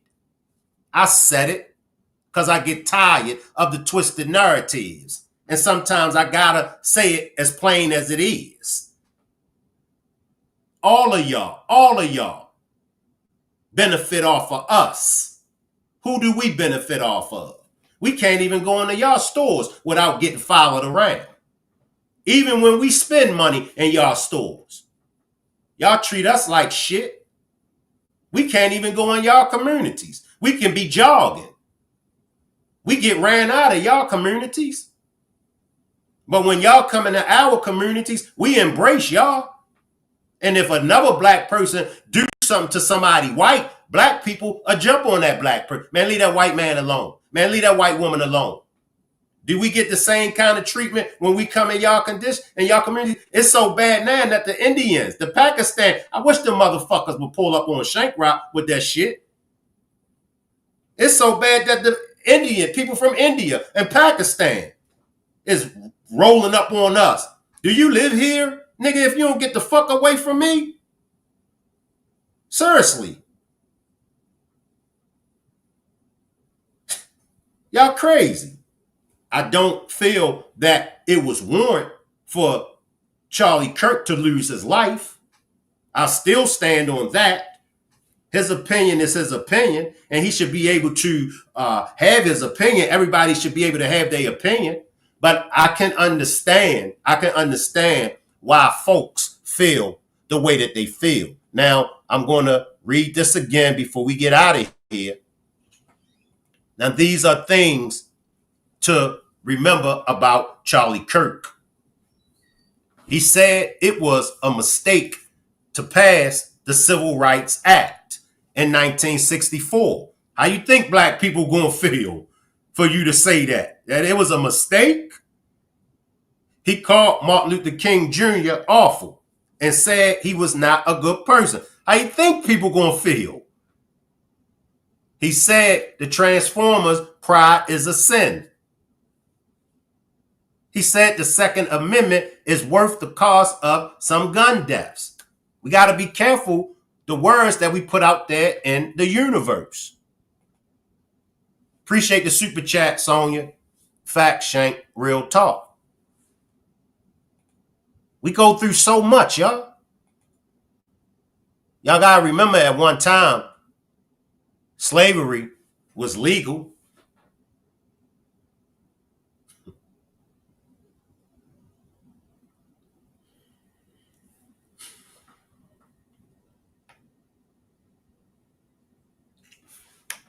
I don't know what else to say, y'all. I just don't know what more to say. You know what I mean? But be careful with these narratives that they're twisting. Because as y'all can see, we're all we got. We're all we got. They don't care about us, but we care about them. Well, Shank, God taught us not to hate. Tell them that. You know what I mean? Tell them that God taught us not to. You ain't gonna go and tell them that. Go tell a Caucasian. Go tell the illegal immigrants, the Pakistanians, the Middle Eastern. God said, don't hate black people, and see what they do to you.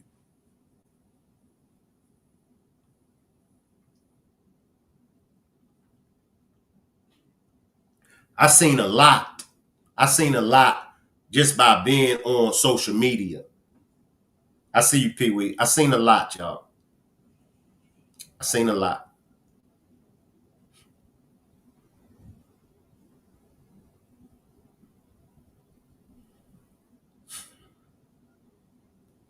Let me get back to my man. I had to take him off, but let's see what my man got to say, y'all. I hope I don't got to roast him. Every single person who do that, they are the ones who limit themselves. Because the same time when you show me that Mr. Green said it's because of the victimhood. That is why it's not successful. That is why it's living limited. Mr. Mogg says different. He triumph. He's great. He looks shiny. He looks beautiful. Why? Because he's not playing the victim. If he knows he's accountable for his own actions. He knows he's a great person and he can become something good. Whenever you keep on playing that victim game, you will never move forward. That's what I keep on telling these black people. You will never move forward. If you keep on limiting yourself as a victim, you will never become something. It's as simple as that. Why do you feel like the whites are oppressing you? Why do you feel like they've stolen 300 years from your life, whereas you're just less than 25?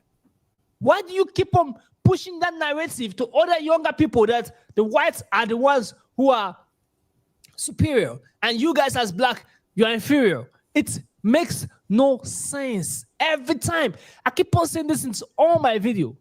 They keep on feeling like there's something that's holding them back, whereas it's an illusion. It's not there. And y'all know the cold thing about it. And this funky ass right here don't even know the cold thing about it is if he's riding down the street, if he's in Mississippi, if he's in Alabama, if he's in a sundown town, he ain't even got to be in a sundown town. He don't even know. When the cops pull him over, he gonna tell them, I'm not from this country. I'm from here. I'm not a black American. Because y'all know that's what they do. They quick to throw it out there. I'm not a black American.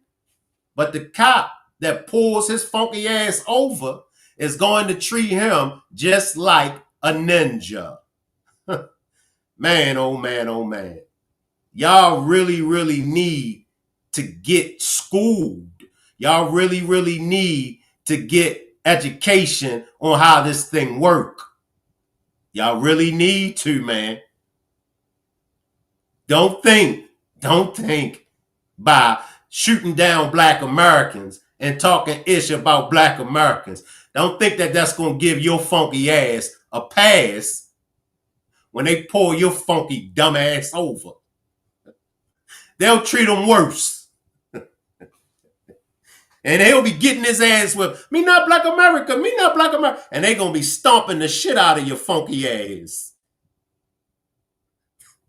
You can't make this up. You can't. You can't. They fix that narrative in their head that it is there. Every time. If you ask them, oh, show me an example of systemic racism. Boom. They know nothing. They have no example. The highest thing they will say is a cop put them over to check their license plate, which is what cops do to everyone. Police officers do to every single person. Whites, black, Asians. They want to play that victim aspect. They want to create that illusion in their head that they're being oppressed. Oh, we need them to service. We need reparation. Our forefathers have taken 300 years from their life. We need reparation to be as equal as the whites. That is a F-lie. I don't want to use the F word in this video. That is a lie. That is an illusion. That is a bad narrative. You can be as successful as a white man, irrespective of where you come from, irrespective of your background. You can triumph. Even the whites, you are saying the whites are here. The whites, they are whites who are poor, poorer than a black man level. Poor than some black people who are complaining here. There's some whites who are unable to pay for their college. Why? They don't say that's a systemic racism over there. They don't say that. There's some black who are not as equal as these people who are blabbing their mouth around and saying systemic racism exists. Coffee girl, your funky ass sent this shit to me. You my girl, Coffee girl, so I ain't gonna let you have it. But Coffee girl, if your funky ass send me another funky ass like this again, Lord have mercy, y'all. Y'all love working Shank Rock's nerve overtime. Pee Wee, what's wrong with him? Y'all love, y'all just love seeing Shank Rock. Lord have mercy, 23-10. Lord have mercy on my soul. Woo!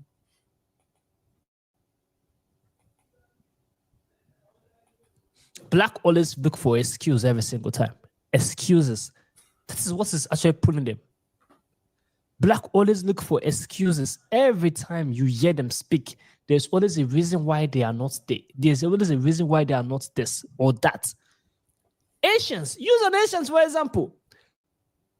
They take accountability for their actions. This is what black people don't do. Asians have good family background. This is what black people don't have. If you tell them, they'll say no. Asians have not taken 300 years of their life. Ah, jeez. Every single time. Now they're asking for reparation. Reparation for what? Did I enslave you?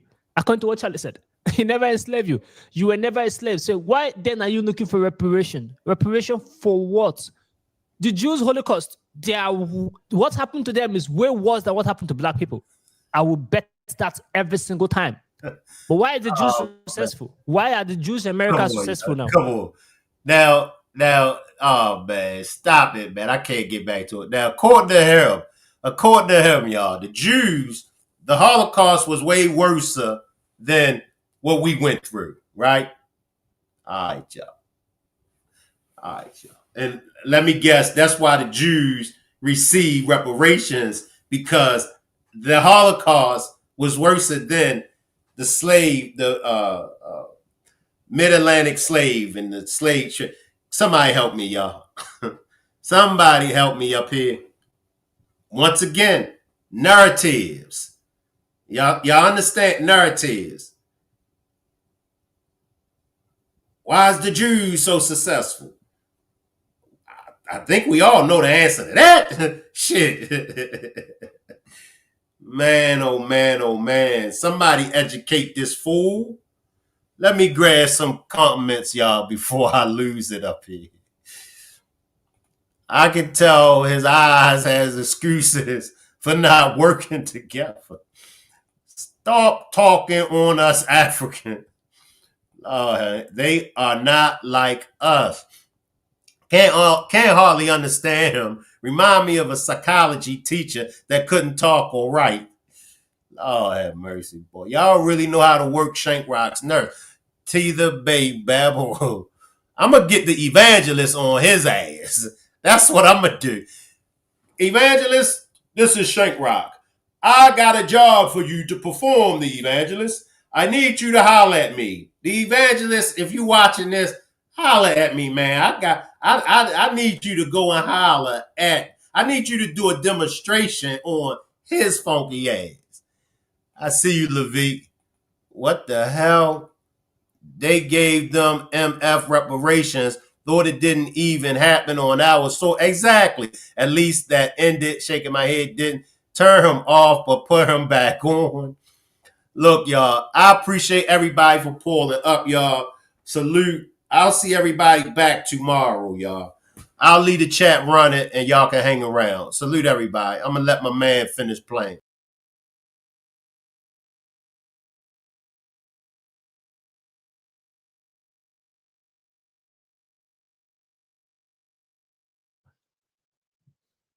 There we go again. Family. Well, when you tell a black man that, they find different excuses why they are not successful. They find different excuses why they're not something. Every time they play this victim game, Every time they put themselves backward, they don't want to move forward. They keep on dragging the past like a big load that is holding them back, whereas it's an illusion. There is nothing holding a black man. They are just putting different narrative in their head. I will say this every time, whether you believe or not, it's the truth. Comment down below, think about this video, give us a thumbs up, share this video to as many as you can. Subscribe to our channel, guys.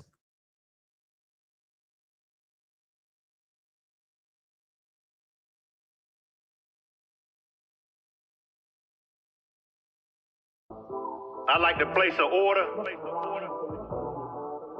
Yeah. Hey, let me get a chicken box and a half and half. All right, good looking out. Tinted window screaming after law out my mouth. I'm switching lanes from up north to down south. Now everybody trying to figure how I put it down. I took my show on the road straight out of town. Pee-wee is my nigga, so you know I brought some crooks with me. 1998, they trying to throw the book at me. Tell me what you see every time you take a look at me. A straight P, I only be where the hookers be. A old head, but still can pull any fly chick. One thing's for sure, you never see me ride a nigga dick. I got a thoroughbred who loves to call me pretty daddy. Through Alabama, getting hit in a pink caddy when I come through. Everybody knows me, the young niggas love me. They call me, they OG. Go and do your homework about the shit that I spit. They gon' tell you that that nigga Shank is legit. A chicken box a half and half when I'm switching lanes. I'm switching lane. A chicken box a half and half when I'm switching lanes. When I'm switching lane. A chicken box a half and half when I'm switching lanes. When I'm switching lane. A chicken box a half and half when I'm switching lanes. When I'm switching lane. I eat a chicken box before I play a game of spades. Can I get some ketchup? A half is sweet tea mixed with lemonade. Some brown liquor with a Coke to sharpen up my skills. I switch lanes cause I only fuck with the real. Now she's a winner, so I got to keep her on my team. Plus I'm a real one, so I never ever sell her dreams. You wanna know if I'll quit or if I'll stop? But they say it ain't over till your casket drops. A chicken box a half and half when I'm switching lanes. When I'm switching lane. A chicken box a half and half when I'm switching lanes. When I'm switching lane. A chicken box a half and half when I'm switching lanes. When I'm switching lane. A chicken box a half and half when I'm switching lanes. When I'm switching lane.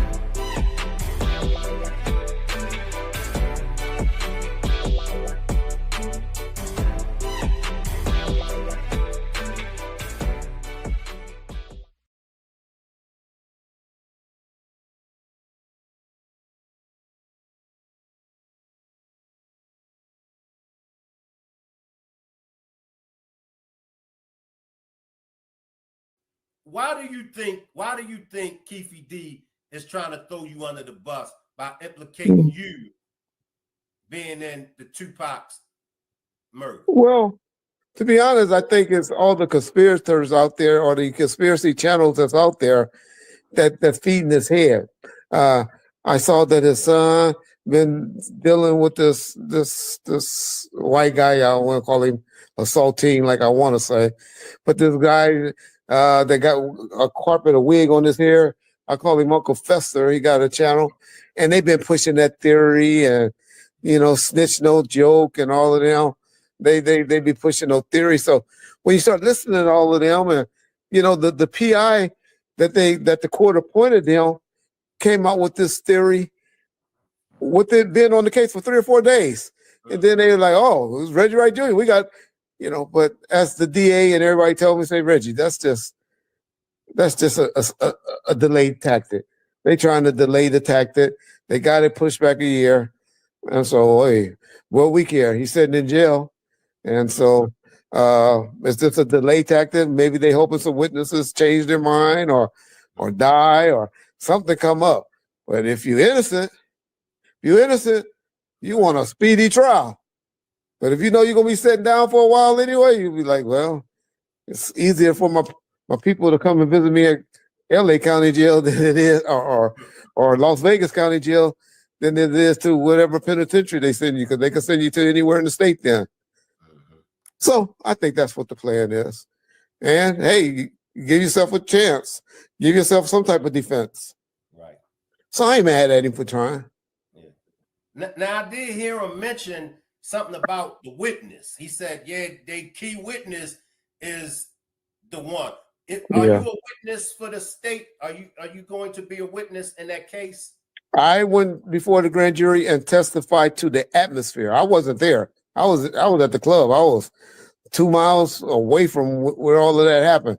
Right. The only thing I could testify to is the atmosphere, just what was going on around Death Row, the beef between Bad Boys and Death Row at the time, and all of that. That's all they asked me about.